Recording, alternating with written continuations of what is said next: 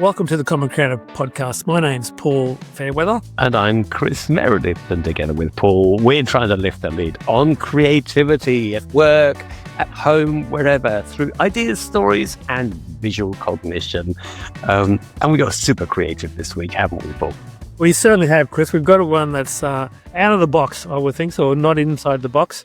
Unfortunately, as you know, you are unavailable, so I've run this interview by myself. Absolutely fantastic and interesting conversation with Jenn Just, which is her new name, who is a purveyor of Lego parts. Chris, she is really quite fascinating. That's what she used to do now. What she does is she basically prints onto tiny little Lego parts that are generally accessories for minifigures. And they basically, I cannot believe, A, that she makes a living from this, but B, that she tells me there's a whole industry. So absolutely fascinating. What I'm thinking is, if ever you need evidence that adults can play and that they need to play and that play is a source for creativity, I would think this episode is it, because we're talking about Lego for adults, not for kids. And it sounds like it's a really fast-growing business. Yeah, no, really fascinating. And I think fascinating because, as she said, her idea is creative, but the real creativity for her is her journey. She tells me she's 58 now. She started her first business when she was 19. So it's been 40 years that she's been, starting businesses. So really fascinating person from Canada. Mm-hmm. So let's get her on. Let's get her in. Welcome to the Common Creative Podcast. Thank you for having me. I'm excited to be here. Jenn, we'd like you, for the benefit of our audience, to give a 60-second or so potted history about how you got to where you are from wherever it is that you came from, a major inflection point in your life, or other things. You just opened everything up so broad. I don't know how to keep it so short. I am a neurodiverse, queer Canadian female who really doesn't work well with others. So I started my own business many years ago. Actually, my first business was when I was 19. And I am unabashedly creative. I have way too many ideas and go off in way too many directions at once. But I kind of fell into the Lego end of things in about 1999 because I was a big Star Wars fan. Never really knew anything about Lego, but they got the license around then. And I figured my 2-year-old daughter really needed a Lego set. So that kind of started me on a journey to fandom in the Lego end of things. But I came at it as an entrepreneur, not as a builder or a fan in the traditional sense. So you have a thing called chick bricks? Is that The Bric chick? Yeah. The Bric chick, sorry. Yes. The Bric. I started off as the Lego lady, but I got my cease and desist, which is framed on my wall now from Lego, and had to change streams in about 2004. Oh, So, okay. Oh, well, that's so the Lego lady. Anyway, look. So tell us a little bit. Tell our audience a little bit about the Bric chicks. No, did I get that The right? Bric chick. Yes. I started off long ago just reselling Lego parts to people that wanted to build their own things out of Lego. As you know, when you receive a Lego set, it's got the instructions and it tells you exactly what to do. And there's a great section of the population that just doesn't want to be told what to do. So they make their own things, but they don't always find the parts that they're looking for. So I used to be a purveyor of parts of that nature. I think for, 10 years or so, I was the largest parts store in Canada. I'm not so sure that that's a really great thing. We're kind of a small population when all things are considered, but I did it for a long time and got a little bored. And now what I've pivoted into is to letting my creativity shine and making things that I keep hearing from my customers they want. So I make things Lego won't make. I have my own cannabis brand. I'm a great counterfeiter of different kinds of money that I print on Lego. And I just have fun with it. If something makes me laugh, I'm bound to make it. So I take a lot of requests and I just run with them. Okay, so I'll come back to the purveyor of parts. I love that. But just onto the thing about what it is that you do is that you print onto existing Lego blocks. Yes, I use genuine Lego for the most part. There's a few things that I use that are not genuine, that are clone brands, just because I think they're fun. Right. And Lego doesn't make them. Generally speaking, it's genuine Lego, and I put my own images on them, my own design work, using a UV printer. So that's slightly different from what Lego does, but it's not a sticker. It's very durable and fits right in with whatever you're building. Okay. So, I read somewhere that you, like you just said before, that you had a cease and desist from Lego, Yes, I which using did. their name, but you are, is it recognized or you are acknowledged? Not exactly. I mean, I've been in the fan community a long time. For a while, I worked for the company, did like habitually. Okay, so remember that thing I said where I worked for about 10 years and I got kind of bored doing it? Once I like sort of lost my verve for the thing that I was doing because I was creating an inventory system and learning how to be very ergonomic and doing all the capitalism things that no one taught me and I just made up as I went along. But when I got bored, I decided to go out into the community and see what my customers were doing with all the stuff I was sending because I didn't really understand. I just needed a job at home so I could raise my kids as a mom entrepreneur. And so I started traveling. And I think in a very short period of time, did about 34 fan events, Lego fan events around the world. I haven't made it down to your area yet, but one day I will. And I just volunteered. I wasn't a builder. I didn't have a business case for being there for the most part. So I was just absorbing the community. And I got really hooked on it because when I got there, I found my people. It was, well, now I know very, very strongly neurodiverse as a community, and I fit right in. And I didn't know that about myself back then, but that was what the attraction was for the most part. And so I just started like seeing how I could fit in. I flirted with working for the company. That didn't really pan out so good and ended up moving into the space that I am now with the creative end of Lego, putting my own things on them. So not recognized, but sort of tolerated is what I would say. Right. How do they go with products like the cannabis, your cannabis brand? Well, it's legalized in Canada, so it's Right. not like it's medicinal. I don't know. I haven't really heard straight up from a Lego employee, but I know a lot of them buy my stuff, so I guess it can't be that bad. I do everything tongue in cheek. It's all under the rules of parody, so I don't get in trouble with any of the real brands that I mimic. And there's quite a lot of people in this space, mostly Americans and in the UK and Europe, where people are doing these little, I guess you'd say, hobby businesses like mine. And so I'm not alone. I'm actually pretty late to the game, but I have my own spin on it. So I enjoy it very much. So I think it's absolutely fascinating in two things. Not only that you make a living out of this obscure little thing of printing things onto little Lego blocks. Yeah. But there's a whole industry. I think it's absolutely fascinating. I think that in this day and age, people really want to identify as much as they can with what they do in their spare time. So the people that I sell to, this is their hobby, building Lego, and they want to see themselves. So I have a lot of flags, a lot of pride merchandise, a lot of like identifiers that are sold on the website. And people really like that because it's not offered by the company. What I find interesting that I can make a living doing this is that I don't have any special ways to buy Lego. I buy them just like everybody else. Full retail. You know, I get it as cheap as I can because I try to buy in bulk, but essentially anyone can do what I'm doing. And I'm actually quite happy to share my processes and how this works. I'm the only one stupid enough to do it in Canada so far, but the field is wide open. Wow, it's fascinating. So do you have your own printer or do you send it out to a special? Yes. Yeah, I have my own printer. I have a $40,000 printer that I do the work on. I'm exploring other options, though. I think that there are better things emerging in the market. I'm looking very closely at Xtool. There's smaller format printers coming out, and they're pretty exciting. So I'm looking to get something that maybe is a little more nimble, does a few more tricks, because I get bored, as I tell you. So I'm looking for, shaking things up a little bit. And I think there's some new players in that space that are really exciting. Disruptions are happening. So the $40,000 printer is a serious investment. Yeah, it is. It is. It was a risk. I'm a risk taker. Yeah, Look at my hair. You can tell. It's a vibe.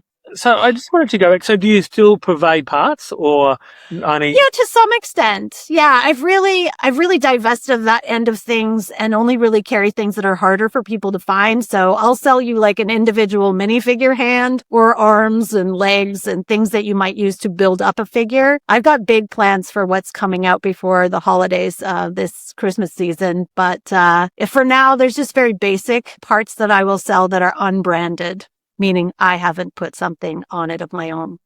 And so is your daughter Because I know you said you originally bought it for your daughter. Is she how old is she? Is she still into Star Wars, and is she into Lego? Yeah, she was never really into Star Wars that much. I mean, it's a good way to meet boys, but yeah, her like junk mail is still so tired of Lego at hotmail.com. So you can hit her up if you like. She's 28 and really doesn't have any real interest in Lego or Star Wars at this point in time. My son, who's a couple of years younger, who came along shortly after I started this journey, was a massive Lego fan. In fact, I used to drive a little Lego Beetle, a little lime green Beetle that was decorated with Lego bricks, images of Lego bricks, Lego-like bricks. They looked more like fruit snacks. And when I could no longer use the car, he traded me all of his childhood Lego to take the car away. Look, my son was into Star Wars and Lego. My daughter was into Lego for a while. I have a cousin-in-law who she'd be in her 50s now, but she's in the fandom. It is There's actually a very strong AFOL, adult fan of Lego community in Australia, like huge, very passionate fans.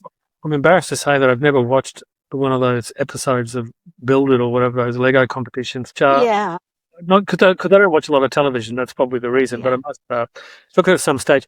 Sort of, I just wanted to go back. What are some of the other things that you've done prior to this journey? Well, my first business when I was 19 was the Wool Witch. I actually was knitting sweaters for a farmer's market in Ontario. And then I went back to school to take a fashion degree because I thought maybe being self-taught wasn't good enough. So I wanted to be legit. I realized I didn't want anything to do with the fashion industry so much, but I did very well at university and they created a special award for me, not because I was good academically, but because I was pretty in the pocket with design. And then from there, it came down to being a mom and finding something to do at home. So I did a number of these little party plan type things. I felt they were kind of I wouldn't say embarrassing, but I didn't really embrace them at the time. Like I did Mary Kay and Creative Memories and Party Light, these sort of multi-level marketing little mom hustles before I started my own business. But I learned a lot from them. I learned that I didn't really want the structure that they offered, but the whole sense of community and having people that you met with ongoing and created a team. I had teams of consultants under me in many of those businesses. And yeah, that's kind of how I got here. Okay. And, so just sort of a little sideways thing. Do you have a definition of creativity? No. I know that I took fine arts in university and they wanted to force creativity down my throat and tell me how it worked. And I just could not swallow whatever they were saying. I just think creativity is following your heart. And I try to not structure my day too much. As a neurodiverse person, I'm autistic and ADHD. So they're kind of at war with each other. So my autistic side, some days, some moments wants a lot of order, routine, and just to grind through a boring task. And then the ADHD kicks in and I've got to do something different and get up and move around and change everything and go off in 4 directions. So a lot of my, development up until this point in time has been trying to harness that. And what I realized actually when I left my husband not too long ago and went off on my own, that harnessing it was the worst approach I could take. Instead, I just embrace it now and sort of let myself do whatever it is that my body, brain, and soul wants to do. And I consider that creative. Yeah, well, look, I think that is very interesting because look, I'm those things as well without undiagnosed, but I certainly have that tussle within myself. And you're a lot younger than I am, and I know. How do you know that? Well, I can. I'm 58. I'm pretty old. Well, okay. You're almost 10 years younger than me, so there you go. Okay. But you worked it out a lot sooner than I have because I'm only just starting to work it out about, going with the flow. But I wanted to share, we had a guest, an American guest from New Jersey, a young fellow called Jake Kahuna, the Big Kahuna.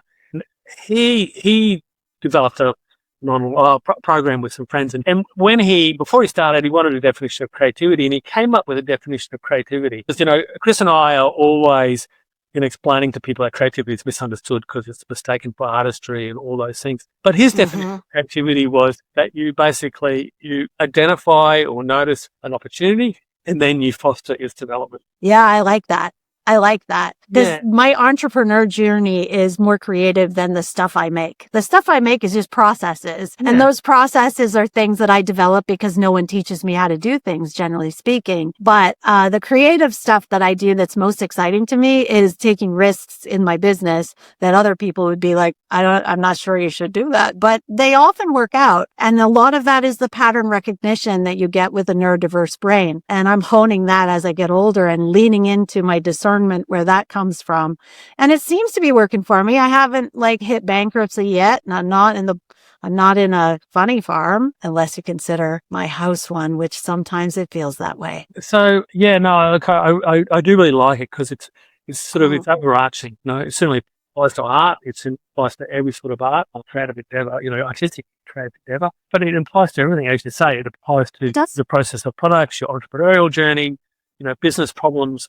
See an opportunity to develop. And I think that it's good because I love ideas, but I am a pretty good doer. I'm not perfect. I do leave a lot of projects untethered. But it basically, I think in creativity is the doing as well. There's a great quote from Sarah Barnash. I can never get her name right, but it's the world needs dreamers and the world needs doers. But what the world really needs are dreamers that do. Mm-hmm. And which is I suppose a more poetic version of Jake Kahuna's definition of creativity.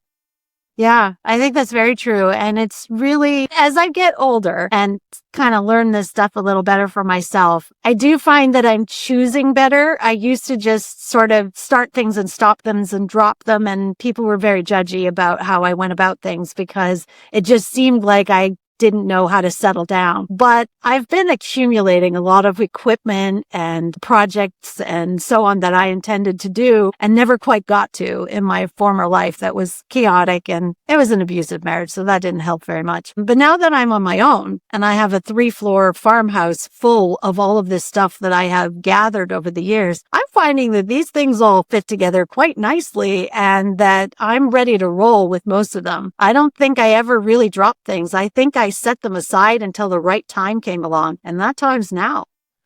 Chris has a box in his garage or in his studio that he calls something like the Institute of Untapped Potential. It's it still has. That's not what he said, but it's something I'll have to I'll add it to the outro after we speak. I think it's good to have things that are clicking together. Or given the sort of work you are. Look, we will put the link to your product or your product page on the website. But can you just explain? So just to explain to our guests, these are little tiles that people use that you print, but they're also things like little cups so to explain what some of the products are, and then I'll let you use some of the most unusual requests that you've had. Well, the products that I sell are mostly things that minifigures can use. I like little pieces of money, little cups that say I heart mom, different things on them that we have in real life. I really want to take what we use maybe in our office desk area or at home and shrink it down to a minifigure scale. There's a lot of future things rolling out with the website. Right now, I do not have my custom area opened up where you get to choose what to put onto a Lego.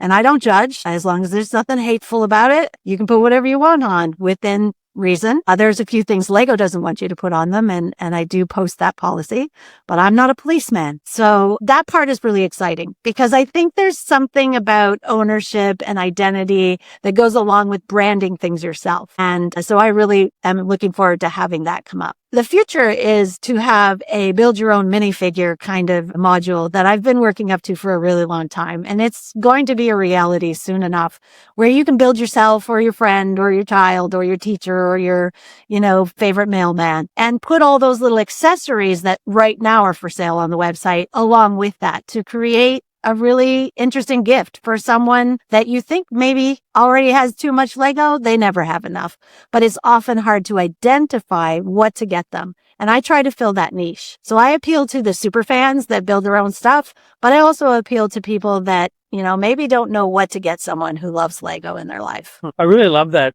personalized thing of, building a portrait of somebody else. And there's obviously a lot of more high-tech ways of doing that. I think now they have those three-dimensional printers that prints a whole person. They look absolutely amazing. But, this is, I think that if I had a choice of the two, I think I'd prefer someone to, to go to the trouble of designing something that they saw as flesh with me. In fact, I've lost a piece. I will find them. We've got a lot of Lego in the house, but I do still have the instructions. But when my daughter was in probably about grade 2 or 3, they had to do a Father's Day thing, and she did a little booklet about how to build a P, being me, like the letter P. Oh, nice. And it was like a little thing, here are the pieces you need, you drew all the pieces.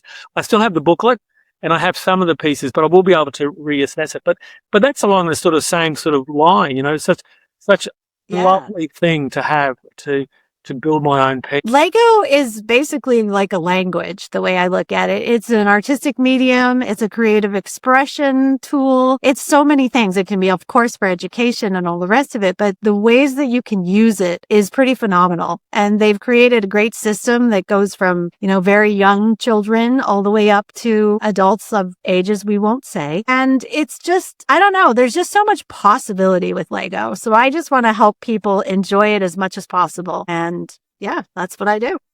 So actually, we had. I'm sure you're aware of Lego Serious Play. Mm-hmm. Yes, we had a Kate Sefton, an Australian facilitator, or right, accredited facilitator. Which she came on about something else, and that came out of the discussion. So I'd never heard of it before, so I thought that was very fascinating. And since then, I did I curated a design event, which was a speaking event, but I had some people who were facilitators close by. They came down and we gave everyone a piece of Lego, and then we told them they had to go and find these groups and build a particular thing during lunch. And it was really quite fabulous. It turned into a little competition. So I think it really is such an interesting thing. But I keep on going back. I think I said to you when we first met that out of every, we probably only take about 10% of the people that apply to come on the show. We normally like to find our own quirky people. But I've just written a book called Bold, Brave and Quirky. That's why I said the word quirky. So I was really taken because it was so unusual. And I keep on going. I'm still sitting here thinking, oh my God, you make a living out of doing this. And I just think it's incredible. Thank you. Yes, I really do like doing it. There's so many more things. You talked about 3D printing. I have a little print farm. I have lasers. I have embroidery machines. I make a lot of stuff. And it all kind of falls into one theme of Lego at this point. But there's other things that I get into like fandom and so on. But I'm just all about nostalgia and giving people the joy that they get from connecting to something that reminds them of their inner child, perhaps. So that's what I'm all about.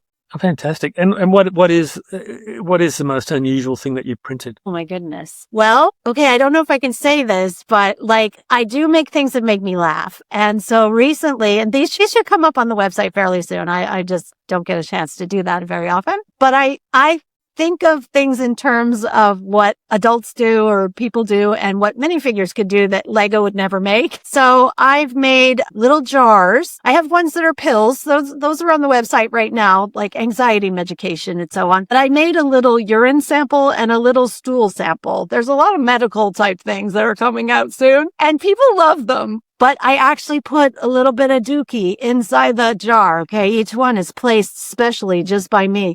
That's how I do creativity. Fantastic. Yeah. I love it. So it reminds me of James May's Lego house. Yes. Because they had the Lego toilet and they had the Lego dookie. We call it. In there I don't know. I was trying to be clean. So so that's fabulous. Listen, I think that as you say, you see your primary creativity being not so much what you do, but your entrepreneurial journey. So what I'd be interested in, as we sort of start drawing to a close, sadly, is some advice. Maybe, I don't know if you can, 3 things in terms of your entrepreneurial journey, things that, have worked and things that haven't worked, but just some advice to our audience that if they want to take some risks or, be themselves or whatever it might be, 3 tips for our audience. 3 tips. Oh my goodness, the pressure. I can tell you, don't follow any of my advice that's financial. That would be a mistake. So that's tip number one. Tip number two is one that I'm quite fond of saying because I really feel the truth of it is if you think differently, if you're neurodiverse, if there's anything that if people think you're a bit weird, lean into that in your entrepreneurial journey. That is your special secret sauce, your superpower, if you will. It keep you really vested in your success because you're going to be doing something that you like. And you just have to sort of not worry. This would be advice number 3. Don't worry about what people think. And, surround yourself with people that don't question or interrogate you about what you think you're doing next. The people that can listen and go, that's interesting. You want those people. Don't take the people that just want to, make you explain up and down and sideways why you're doing something. So I'm going to ask you for one more because I observe that you are, and you're in the company that you're in, you're a very up person. You have very good, positive, happy energy, and I suspect all of these people with quite a high, baseline. But then again, knowing the creative journey, and obviously, I'm suspecting there have been times where you failed and you've been down. Can you give us a bit of advice that when you're in that spot where you think, oh my God, I'm going to go and, get a job? I am really fascinated how people perceive me because I don't know anything about that. I'm just inside myself and I am myself. I've actually had a very traumatic life and I've processed an awful lot of childhood trauma in the last few years. And I've found in myself a deep, deep self-love, like an acceptance that's beyond what I've ever experienced in my life. And that's been something that has really lifted me up. And however, I'm actually not a high energy person. I have this personality that when I'm with someone like you or anyone, I turn it on and it goes, but I'm a hermit. I'm a bit of a recluse and I'm quite happy being alone for days at a time, but that's not a healthy place for me. And I've learned that. So I have to work at balancing all of the things. So, exercise, eating properly, socialization, even when I don't feel like it. But I think that in answer to your question, the only thing we can really count on is change. So when things were really dark for me, and they have been really decidedly dark, I always try to hone in on the fact that, not like the sun will shine tomorrow, but just that change is inevitable. And so something will change. And if you can just cling on to that little hope that something will change, it's usually for the better if you feel like you're at the rock bottom. So that's what's gotten me through. Fantastic. Well, that is great advice. Look, and thank you for being so honest and authentic there, because, we have this thing about a mask, and obviously, if I had put together a little Lego set depicting you, it probably wouldn't have been very accurate by the sense. I think that everything is perception. How you perceive me is how you understand me, and that's cool. That's all that really matters. This is how I see you, because I love it. Thank you. Just for the audience who's not watching this on YouTube, is a little that's fabulous of Jenn as we were talking. Normally, that's the other reason I like Chris there, because he can ask the questions and I can draw. And you just sketch. It's part of that thing, Anyway, that's a whole other subject. Jenn Just, thank you to your publicist for reaching out to us. Apologise again that Chris was otherwise detained, but it's been absolutely fabulous conversation. Thank you. Given me renewed energy for the day, and it was great talking to you. Thank you so much for having me. This was very fun. So, Chris, I wish you were there, because there was this thing where when we were talking about unfinished projects, and I said that you had a box which you called the Institute of Untapped Potential. But what do you call that? So I think all creatives are handicapped by optimism. I'm going to do this, I'm going to buy that, and then it'll all be okay. So I have a box. It's called the Ministry of Optimism, and it's full of those things that I haven't got around to using yet. And I sense that Jenn also has this sort of insider. I know you do too, Paul. Well, as she said in the podcast, she's got this big 3-story farmhouse, and it's full of these unfilled projects, but she sees that as just, stuff for her to do. So she sees it in a very sort of positive light. So yeah, Chris, it was a really great, as you can see from the interview, she had amazing energy, and it's surprising to find out that that's not her natural state. She says that she's a hermit, like spending time by herself. But yeah, look, a really fascinating, I felt very very good within myself after we finished the interview. And an advertisement for the power of being neurodivergent. I mean, I think that people with those kind of brains fascinate me because they see the world differently, and we need that to open up new possibilities. As I mentioned in the intro, an advertisement for adults to play, whether it's with Lego toys or in other ways. Play is a powerful force for creativity. On the way to playing, things disappear into the Ministry of Optimism box. That doesn't matter. There'll be a better project coming along very soon, I'm sure. Yeah. So look, if you've enjoyed this, please hit the follow button. That's the best thing you can do. Tell your friends and give a rating, not to me or not to Chris and I, to her projects, but to Jenn Just, her new name. Give her 5 stars for the courage to come up with a new name. Absolutely. Nothing else. Bit of bravery there. We'll see you for next week's show. Ciao.